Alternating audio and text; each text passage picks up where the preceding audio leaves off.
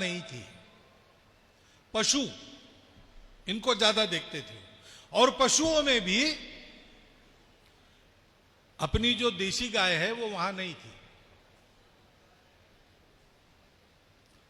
उनकी गाय उस समय, मैं 400 साल पहले की बात कर रहा हूं, बहुत ज्यादा दुधारू गायें नहीं थी।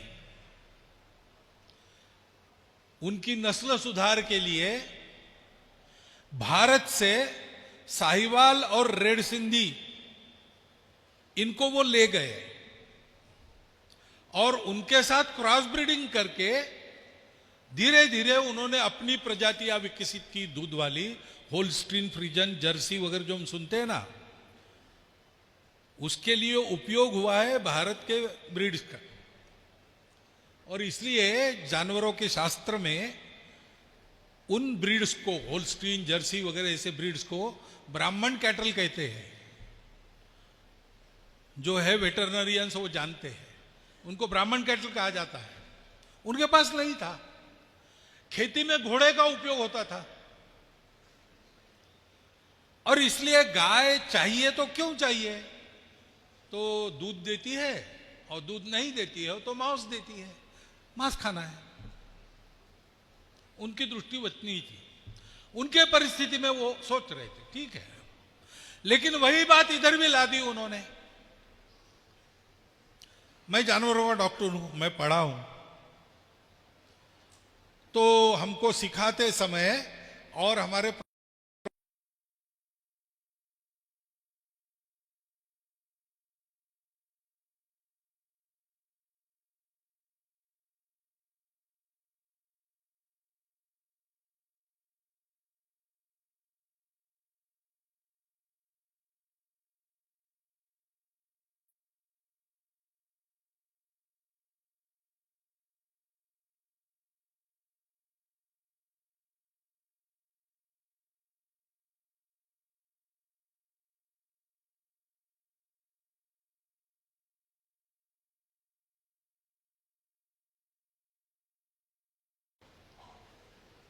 क्योंकि हमारे यहां गाय दूध के लिए नहीं थी, हमारे यहां गाय खेती के लिए थी। वो हमारे प्रोफेसर साहब वो सिखाते थे हमको। सिखाने के बाद कहते थे अब कॉपी वगैरह बंद करो, सब ये जो मैंने बताया परीक्षा में लिखो, लेकिन ध्यान रखना अपने यहां गाय दूध की नहीं है, गाय अपने यहां खेती के लिए है। गोबर गोमूत्र से बहुत लाभ होते हैं। उनको पता था, पुराने आदमी थे, अनुभव भी था, पुरानी स्मृति भी थी। हम भाग्यवान थे, हमको मिला, सबको नहीं मिला।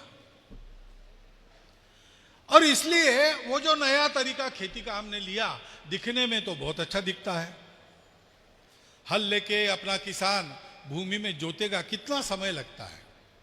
वो एक मशीन लेके आते हैं, आधे दिन में पूरा जोत के चले जाते हैं।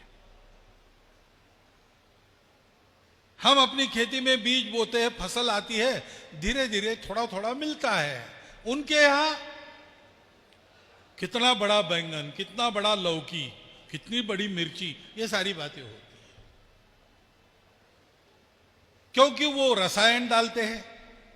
रसायन डालने से जैसे अन्नांश मिलता है, ऐसा दावा है वनस्पति को, वैसे रसायन पानी भी खींचता है। पानी खींचता है तो फल का आकार बढ़ता है, आकार तो बढ़ता है, उसकी टेस्ट वो पानीदार हो जाती है। उसमें अन्नांश नहीं मिलता पूरा, क्योंकि कुल मिलाकर अन्न उतना ही रहता है जितना पहले था। पानी के कारण आकार बढ़ गया तो प्रमाण कम हो जाता है। और ये रसायनों के अणु परमाणु उसके जरिए हमारे अंदर जाते हैं, तो क्या क्या करते हैं ये अभी सब लोग देख रहे हैं, अभी सब लोग देख रहे हैं। 30 साल पहले, 40 साल पहले इन बातों को अपने देश का वैज्ञानिक जगत भी नहीं मानता था। अब थोड़ा थोड़ा उनके भी ध्यान में आ रहा है।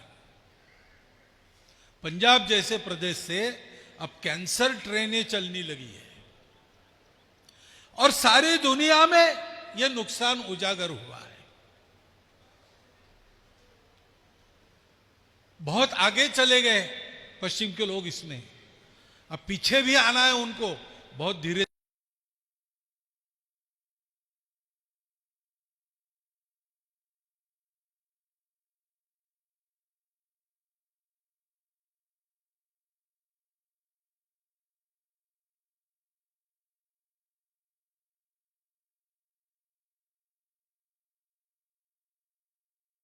वो पढ़ने लायक नहीं है, ऐसा नहीं है।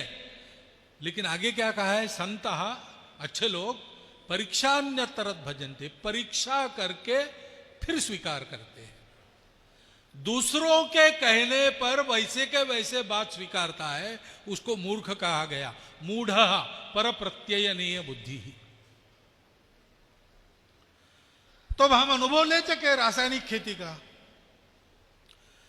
खेती की तात्कालिक उपज बढ़ाकर,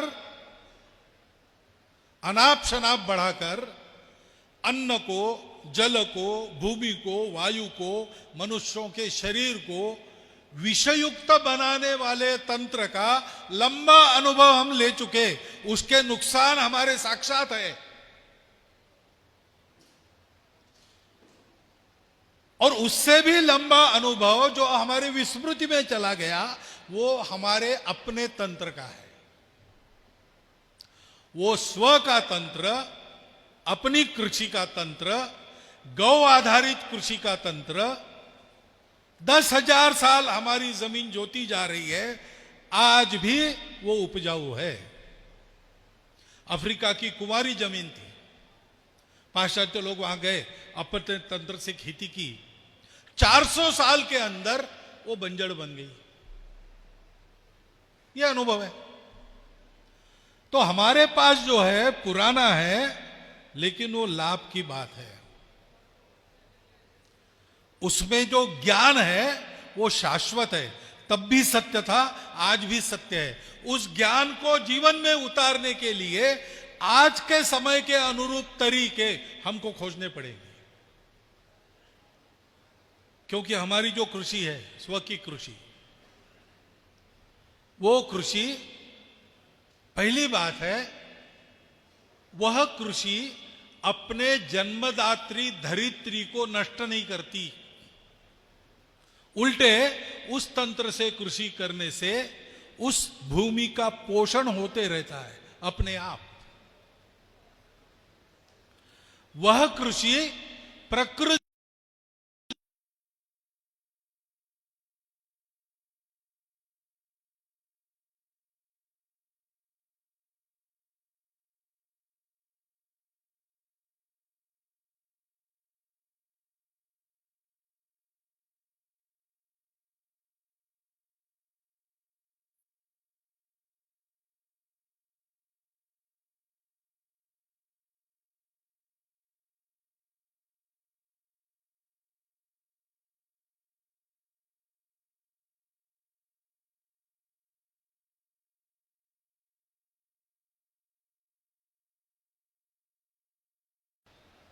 एवं प्रवर्तितम चक्रम, भगवान ने गीता में कहा है, इसी को कहा है। ये चक्र है। सब लोग कुछ न कुछ एक दूसरे को देते। सृष्टि की सारी जड़ चेतन चीजें, हर एक की अपनी जगह है। मैंने आज वहां भी एक स्मरण बताया, संस्मरण विनोबा जी भावे का। उनको कुछ किसान मिलने के लिए आए थे, चर्चा चल रही थी। उन्होंने कहा कि आजकल हमारे गेहूं पर एक कीड़ा बहुत भारी लग रहा है।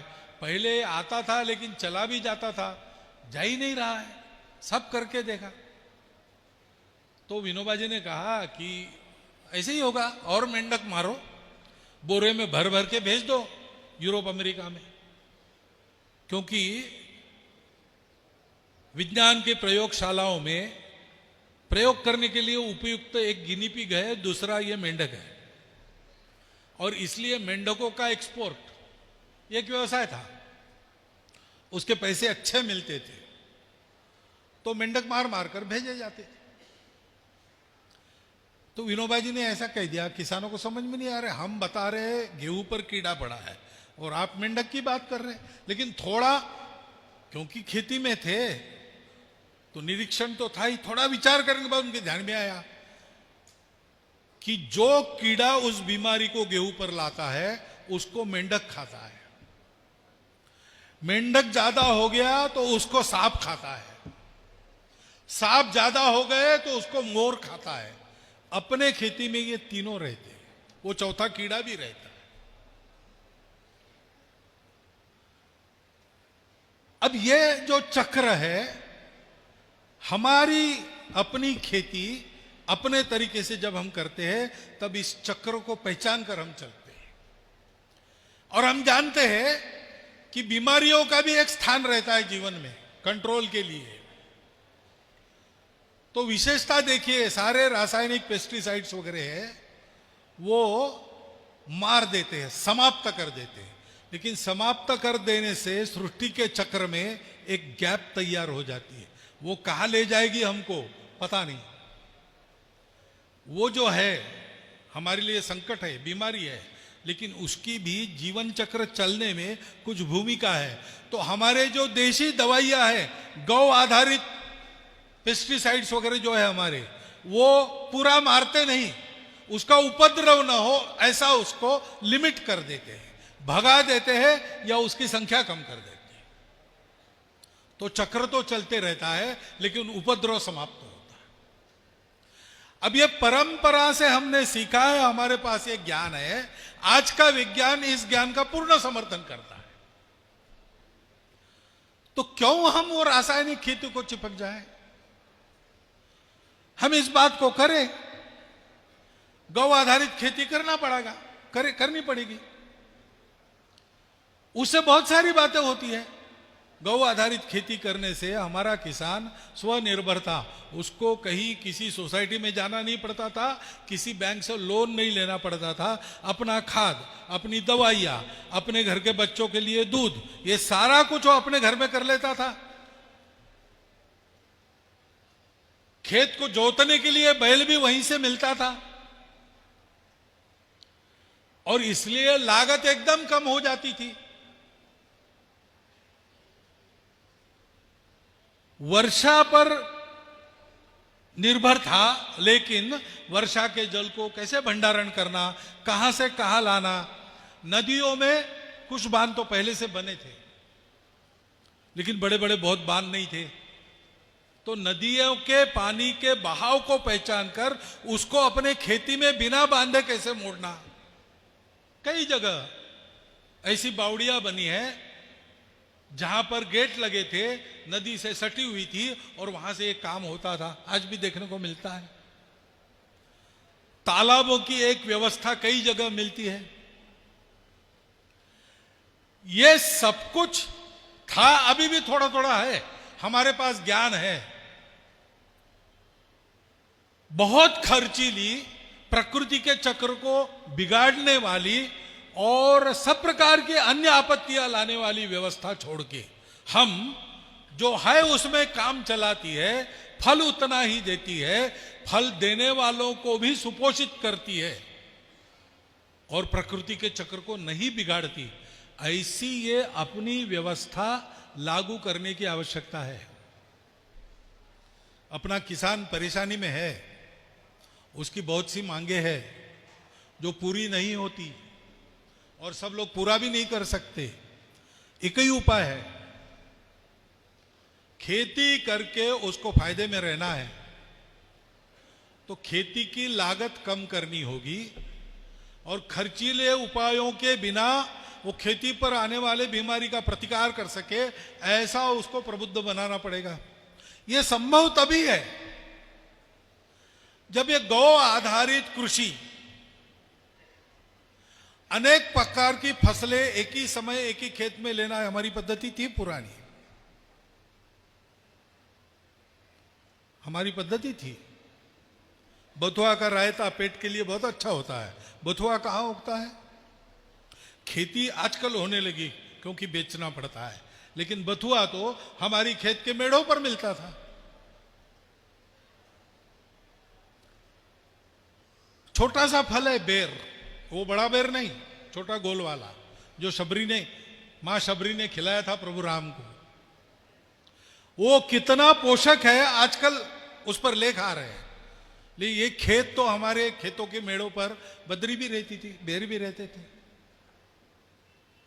कितनी ही हमारी बातें हम जंगलों से लाते थे, उसकी खेती नहीं करनी पड़ती थी, हमारे खेत के आसपास उगते थे। खरपतवार सहित बहुत सारी बातें हैं। गणेश जी का जब उत्सव होता है तो 21 प्रकार की पत्री हम देते हैं उनको, वो सारी की सारी 21 पत्री दवाइयां हैं। आज जानता है विज्ञान उनको दवाई के रूप। अपने जीवन के साथ सहज मिला हुआ तंत्र वही है। कम खर्चीला है, विष का नाश करता है, विष को उत्पादन नहीं करता, हमारे स्वभाव के साथ जुड़ता है क्योंकि वो अहिंसक है। हमारा देश सत्य अहिंसा का देश है। कैसी होगी अहिंसा? इन छोटी छोटी बातों में ये सृष्टि का जो जीवन चक्र चलता है उसको धक्का नहीं पहुंचाना, किसी के मन को दुख नहीं देना, आदि आदि कुछ बातों का ध्यान रखते हुए तो अहिंसा का पालन होता है। उस अहिंसा के पालन में भी वो हमको मदद करती है। हमारे यहां जो अच्छा माना गया मनुष्य की अच्छाई, सत्य अहिंसा अस्तेय अपरिग्रह ब्रह्मचर्य, इन सारी बातों का पोषण करने वाला वो तंत्र है। हमें अपने स्वभाव पर पक्का रखने वाला वो तंत्र है। और सारी दुनिया आज उस तंत्र को मांग रही है, क्योंकि गलत तरीके से ये किया, सृष्टि माता से दोहन नहीं किया, शोषण किया, तो उसकी मार अब दुनिया पर पड़ रही है। अब सारी दुनिया में वो नजर घुमाते हो तो उनको एक भारत दिखता है जिसके पास परंपरा से ये ज्ञान है। तो वो भी कह रहे हैं कि इसको हमको सिखाओ, लेकिन ये सिखाना तब होता है जब दिखाना होता है। तो उस तरीके के आधार पर लाभकारी कृषि, केवल आर्थिक लाभ वाली नहीं, सारे दुनिया का लाभ हो, नुकसान न हो, ऐसी कृषि, सृष्टि का शोषण न हो, मनुष्यों का भी शोषण न हो, स्वतंत्र देश का वैभव भी बना रहे और प्रत्येक कृषि करने वाले की या प्रत्येक नागरिक की स्वतंत्रता भी बनी रहे। ऐसा जीवन खड़ा करना है तो इन तरीकों को लेना पड़ेगा, हमको लेना पड़ेगा, हमको उसका उपयोग करके दिखाना पड़ेगा दुनिया को। और इसलिए किसान संघ का यह उपक्रम बड़ा महत्वपूर्ण है। किसान संघ किसानों का संगठन है, किसानों के आंदोलन करता है, किसानों के लिए, उनकी मांगों के लिए संघर्ष करता है, कभी जीतता है कभी नहीं जीतता है, संघर्ष जारी रखना पड़ता है, ये सब चलता है। लेकिन केवल इतना नहीं करता है। मेरी जो जानकारी है, यहाँ तो किसान संघ के पदाधिकारी बैठे हैं, उनके सामने मैं ज़्यादा ज्ञान अपना नहीं दिखाना चाहता, लेकिन जो जानकारी मुझे है कि भारतीय कृषि में, भारतीय किसान में स्व के आधार पर काल सुसंगत परिवर्तन लाकर सब प्रकार के जीवन को संपन्न करने वाली कृषि, ये आपको जरा खींच तान कर मैं कह रहा हूं, ऐसा लगता होगा, ऐसा नहीं है। हम जो कुछ है आज, हमारे रीति रिवाज, हमारा सोचने का ढंग, हमारी दुनिया में देखने की दृष्टि, ये सब कुछ हमको खेतों से और जंगलों से मिला है। इसके मूल में जाइए। हमारा सारा विचारधन प्राचीन जो श्रमण धारा और ब्राह्मण धारा चलती थी, उसके आधार पर आगम निगम जैनागम वगैरह सब जो हुआ है, तथागत के काल तक का सब तत्वज्ञान, ये सारा तत्वज्ञान ऐसा क्यों बना? उसका कारण हमारे खेत और जंगल है। तथागत में महल में बैठकर ये चिंतन नहीं किया, उन्होंने तपस्या की, बोधि प्राप्त हुई उनको वृक्ष के नीचे, सीमेंट के स्लैब के नीचे नहीं मिली। वहां हमने जीवन का अनुभव लिया, वहां हमने प्रकृति का निरीक्षण किया, वहां हमको साक्षात्कार हुआ कि दिखती अलग अलग है लेकिन हम और वो जुड़े हैं, एक ही तत्व के अलग आविष्कार है। हमको मिलकर ही चलना है क्योंकि हम एक दूसरे पर निर्भर है।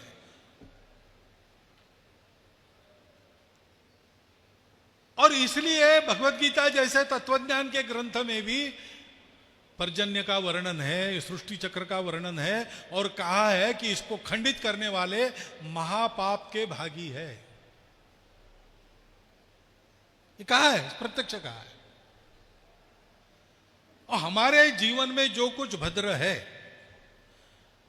और भारत की प्रतिष्ठा सारे दुनिया में जिन बातों के लिए है, वह सारी की सारी बातें हमारे उन तरीकों से और उस ज्ञान निधि से जो जंगल और खेतों से निकला है हमारे पास आई है।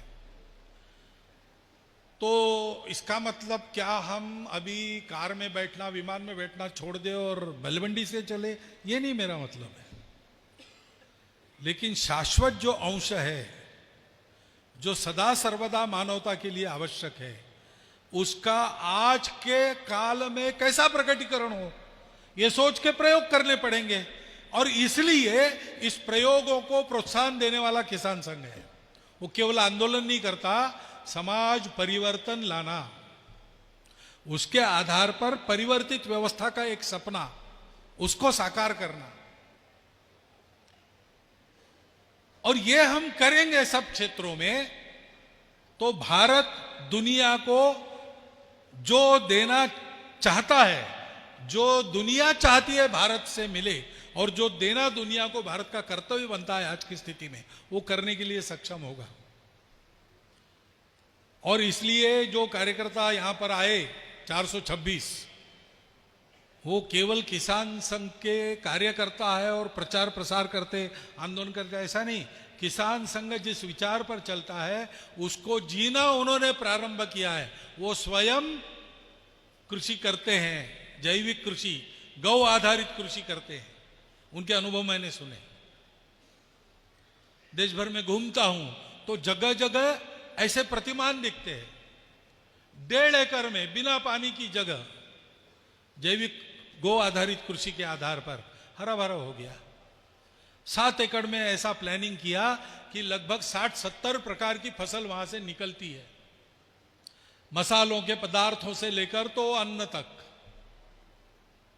और आराम से वह किसान बिना किसी का कर्जा लिए और बिना कहीं दुकान में जाए ये करता है। ऐसे देश भर में इसके वर्केबल मॉडल्स, वर्किंग मॉडल्स ऐसे तैयार हो गए। हमको लगता है अपने देश के शास्त्रज्ञों ने, अध्येता लोगों ने वहां जाना चाहिए, अध्ययन करना चाहिए, उस पर भी पेपर्स तैयार करने चाहिए।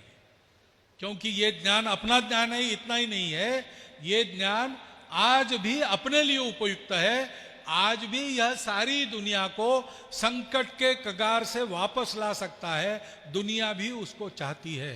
इसलिए यहां पर उसके ऐसे प्रतिमान बनाकर हमारे खेती का, जीवन का तरीका ऐसा हो जाए, ये परिवर्तन हम अपने देश में लाएंगे, तो दुनिया आज जिन संकटों से भयातंकित है, वो सारे संकटों का मुकाबला कर लेगी और एक सुखी सुंदर मानवता के नाते भविष्य की उन्नति की ओर गति से आगे बढ़ सकेगी। इतना बड़ा ये काम है और इसलिए इस काम का पुरस्कार तो हम करते ही हैं, परंतु मैं ये आह्वान करता हूं कि ऐसे प्रयोग हम करें। इसके लिए किसानों के लिए आवश्यक ऐसी कई बातें करनी पड़ती है, वो मिलकर करें। नीतियां बदलेगी, सरकार करेगी तब करेगी, उसके लिए संघर्ष करने वाले संगठन भी है किसान संघ जैसे। लेकिन ऐसा करते हुए करने वाले हम लोग सामाजिक स्तर पर इकट्ठा होकर एक एक चीज करती चले। फसलों के भंडारण की आवश्यकता है तो भंडारण करने की व्यवस्था अगर एक आध खंड में 100-200 किसान एकत्रित आकर कर लेते अपने खंड की, तो कोई रोकने वाला नहीं है और वो होगा। 100 किसान इकट्ठा आते तो उनका बल कम नहीं होता। ऐसा करना पड़ेगा। प्रसंस्करण की प्रक्रिया सीखनी पड़ेगी और अपने बल पर वहां छोटे प्रमाण में उपस्थित करनी पड़ेगी। छोटे प्रमाण में करेंगे तो उपकारक भी होगा, क्योंकि कारपोरेट हो जाता है तो फिर केंद्रित हो जाता है, फिर करने वाले स्वतंत्र नहीं रहते।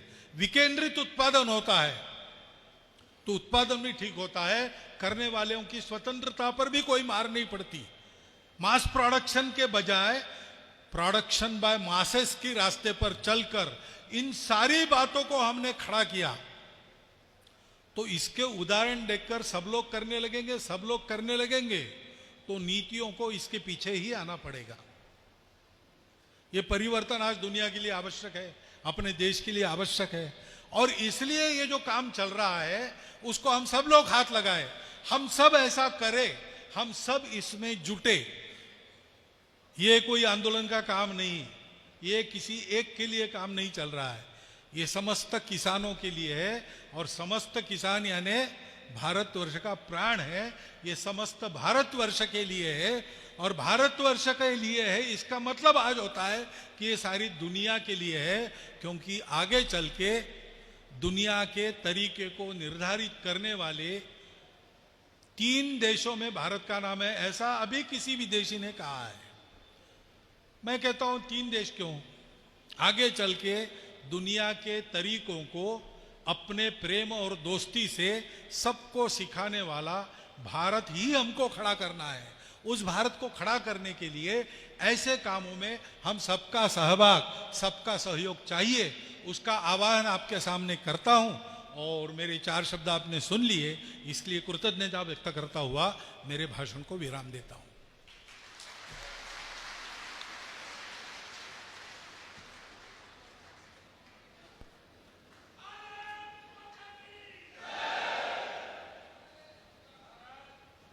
भारत माता की।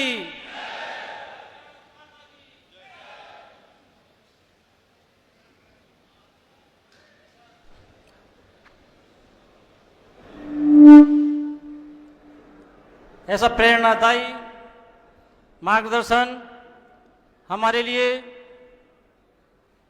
गौ आधारित खेती के लिए एक संकल्प लेकर हम यहाँ से जाएं।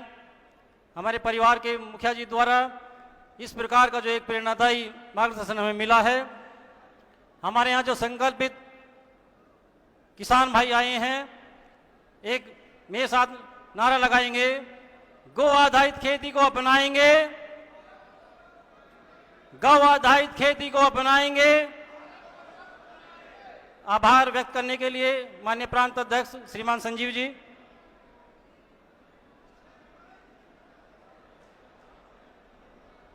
भारत किसान अभी सभी अपने अपने स्थानों पर बैठ जाएं, भारत किसान व्यवस्था बनाए रखें। भारत किसान संघ जिंदाबाद। गौ आधारित जैविक कृषि कृषक सम्मेलन में पधारे परम पूज्य सरसंघचालक जी, आदरणीय राष्ट्रीय अध्यक्ष जी, आदरणीय राष्ट्रीय महामंत्री जी, आदरणीय राष्ट्रीय सह जैविक प्रमुख ठाकुर धर्मपाल जी, आप सभी का इस कार्यक्रम में हमें प्रेरणा मिली, सहयोग मिला, आप सभी का हार्दिक अभिनंदन, आप सभी का स्वागत। जैविक गौ आधारित कृषि करने वाले किसानों का कार्यक्रम में जो सम्मानित हुए हैं, उन सबका हार्दिक अभिनंदन। भारतीय किसान संघ के इस गौ आधारित जैविक कृषि कार्यक्रम के में इसमें सहयोग करने वाले कुछ संस्थाएं हैं जिनका हमें सहयोग मिला। जम्बूद्वीप मंदिर समिति हस्तिनापुर, मोती धनुष मंदिर समिति, पत्रकार बंधु, पुलिस प्रशासन, नगर पंचायत हस्तिनापुर के अधिकारी, कर्मचारी, सफाई कर्मी, आप सभी का हृदय की गहराई से हार्दिक अभिनंदन, आप सभी का आभार। भारतीय की इसे सम्मेलन में जिन जिन कार्यकर्ताओं, जिन जिन लोगों ने सहयोग किया, उन सब का हृदय की गहराई से हार्दिक अभिनंदन, हार्दिक स्वागत। भारत माता की। भारतीय किसान संघ जिंदाबाद। विशेष सूचना, सभी बंधुवर मुख्य द्वार से बाहर भोजन और पानी की उचित व्यवस्था है, व्यवस्था बनाते हुए सभी भोजन लेकर जाएं। धन्यवाद।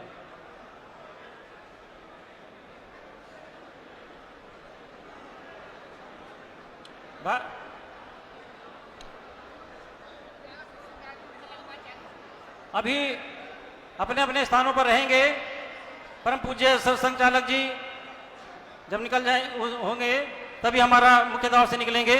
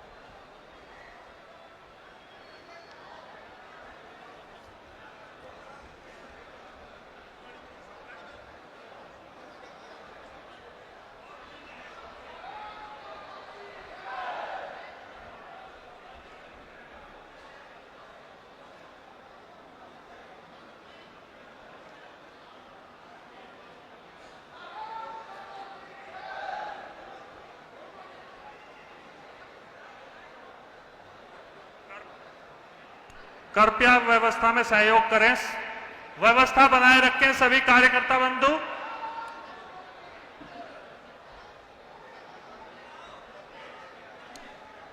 सुरक्षा की दृष्टि से कृपया सभी कार्यकर्ता बंधु व्यवस्था में सहयोग दें।